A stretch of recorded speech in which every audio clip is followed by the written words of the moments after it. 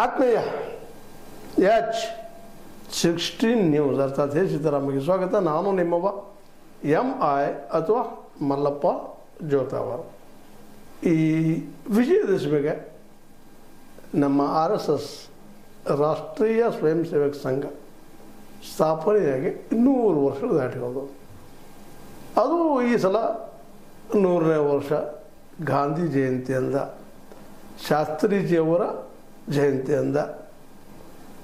ಅದೇ ಕಾಲಕ್ಕೆ ನಮ್ಮ ಅಂಬೇಡ್ಕರ್ 1956ರ ವಿಜಯದಶಮಿ ದಿವಸ ಬುದ್ಧ ಧರ್ಮಕ್ಕೆ ಹೋಗಿದ್ದಂಥ ದಿನ ಇವತ್ತನ ಅನ್ನುವಂಥದ್ದು, ಅಂದ್ರೆ ವಿಜಯದಶಮಿ ದಿನ ಅನ್ನುವಂಥದ್ದು ಇಲ್ಲಿ ಭಾಳಷ್ಟು ಒಂದು ಸಾಂದರ್ಭಿಕ ಸಾಂಕೇತಿಕ ಸನ್ನಿವೇಶಗಳನ್ನ ಹೇಳಬೇಕಾಗಿದೆ.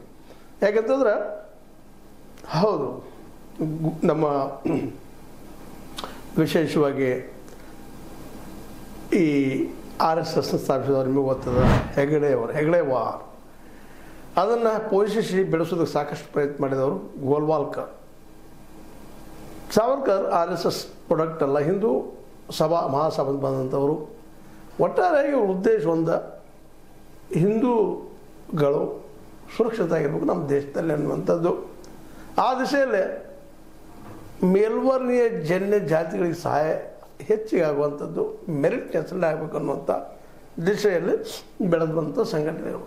ಆ ದಿಶೆಯಲ್ಲಿ ಸಾಕಷ್ಟು ಪ್ರಯತ್ನ ಮಾಡಿದರೆ 100 ವರ್ಷಗಳಲ್ಲಿ 80,000 ಹೆಚ್ಚು ಶಾಖೆಗಳನ್ನ ಇಡೀ ದೇಶ ತುಂಬ ವ್ಯಾಪಿಸಿ ತಮ್ಮ ಹಿಂದುತ್ವ ಅಥವಾ ನಮ್ಮ ವಿಶೇಷವಾಗಿ ಗೋಲ್ವಾಲ್ಕರ್ ಮತ್ತು ವೀರ ಸಾವರ್ಕರ್ ಬಯಸಿದಂಥ ಸಮಾಜ ಕಟ್ಟುವಲ್ಲಿ ಭಾಳಷ್ಟು ಪ್ರಯತ್ನ ಮಾಡಿದ್ದಾರೆ. ಅದರಲ್ಲಿ ಎಷ್ಟು ಮಟ್ಟಿಗೆ ಯಶಸ್ವಿ ಆದರೂ ಇಲ್ಲ ಅನ್ನೋದು ಈ 100 ವರ್ಷಗಳ ಇತಿಹಾಸ ಗಮನಿಸಿದಾಗ ಸ್ಪಷ್ಟ ಆಗ್ತಾ ಬರ್ತದೆ. ಇವತ್ತು ಇವರ ಪ್ರಚಾರಕ RSS ಪ್ರಚಾರಕ ನಮ್ಮ ಮೋದಿಯವರು ಈ ದೇಶದ ಚುಕ್ಕಾಣಿ ಹಿಡಿದಿದ್ದಾರೆ ಅನ್ನುವಂಥದ್ದು ಇಲ್ಲಿ ಗಮನಾರ್ಹವಾಗಿ ನೆನಪಿಡಬೇಕಾಗಿದೆ.